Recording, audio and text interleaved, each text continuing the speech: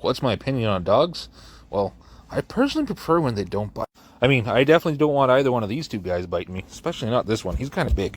In all seriousness, though, I personally am not big on having dogs on a saw.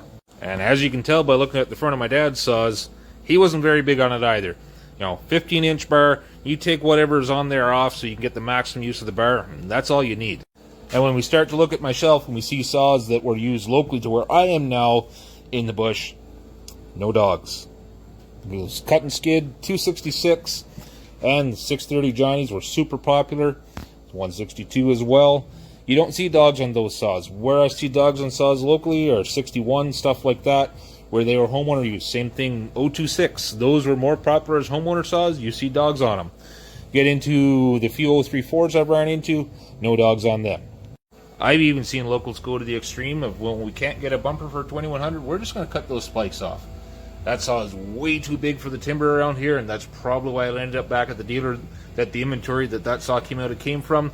But nonetheless, pulpwood operation, no dogs. I doubt they had much more than a 20-inch bar on that thing if they even had that on it, so it probably never came off with the fuel governor. Same thing when we come over here, Partner R30, bumper. Pioneer P41, bumper. P50, bumper.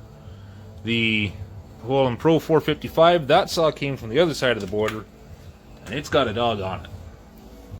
What I find with dogs is I quite often find that they get in my way, they get stuck in things, but that's because I'm used to not running them. And I do see them having some advantages, especially if you're in terrain or timber where you need that extra leverage and that extra grab with the saw, and it does make sense. But then you got the old school guys like my old man that would have told you, if you think you need that, you need to figure out how to sharpen your chain, because it should feed itself. And that's a whole different discussion. When we do look at my everyday go-to truck saw, it does have the factory dogs on this 026, but very seldom do I actually use them.